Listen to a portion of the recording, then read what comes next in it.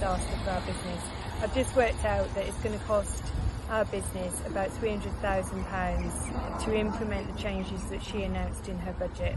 She talked about invest to grow our economy, but I do not know how you can invest when you're faced with a cost of £300,000 overnight to try and find. It's a clear signal from the government that they don't want us to grow. Aspiration is dead. Female founders are not supported in this country, and our industry is just on its knees. Good luck trying to, get a beauty treatment or a haircut anytime soon in the UK, because all the businesses will be dead. Well, definitely not a budget for small business and for pubs like mine. The national living wage going up and the national minimum wage going up. Not sure where that money's going to come from. Employer national insurance going up again. Where does that money come from when we're already struggling to break even? A little bit of a cut in beer duty, it's not enough. And they've extended the rate relief, but again, it's only going to be at 40%. I'm not quite sure what's going to happen when April comes. I'm quite relieved, actually. A lot of the measures that I thought were going to be brought in haven't been. The CGT for my parents, because they're both in care and they've both got dementia, and their costs are around about £3,000 a week. So if I had to settle anything, then that would be make a big difference.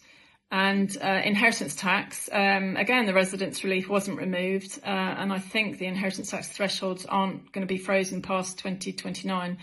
So it's better news than I thought. Well, I'm £300 short a month, and that's why I have to work. I'm working 2 days a week in Harrods.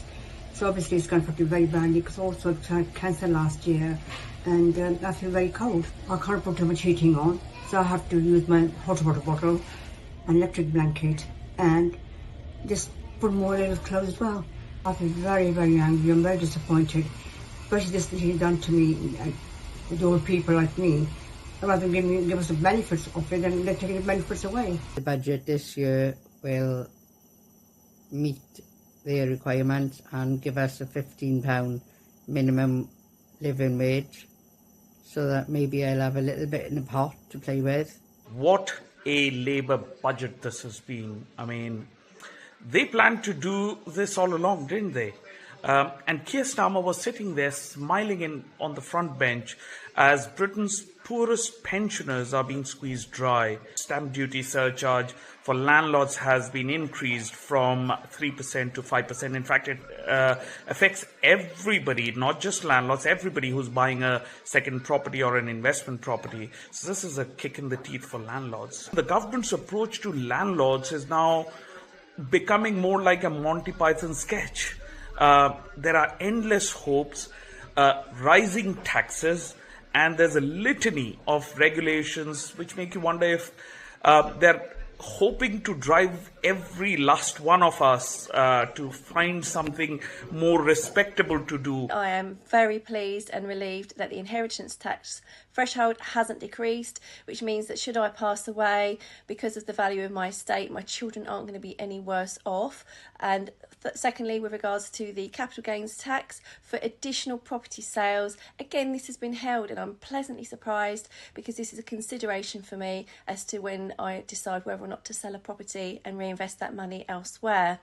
Lastly, I am quite disappointed and really surprised, actually. I wasn't expecting the stamp duty, but that has increased on additional properties from 3% to 5%, an additional 5% of stamp duty. It's effectively a 66% increase on the amount of stamp duty paid for second property purchases.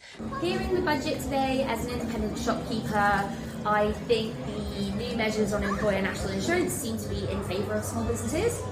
But the rates retail discount, whilst it's not been taken away, it's still going to be a 35% increase in cost to us, which is going to relate to thousands of pounds, and that's going to have a really big impact on my small business. So I don't think they're necessarily thinking about the impact of this for small retail businesses specifically, who are trying to revive our high streets, keep them vibrant and different, and representing lots of the wonderful small businesses that the UK has to offer.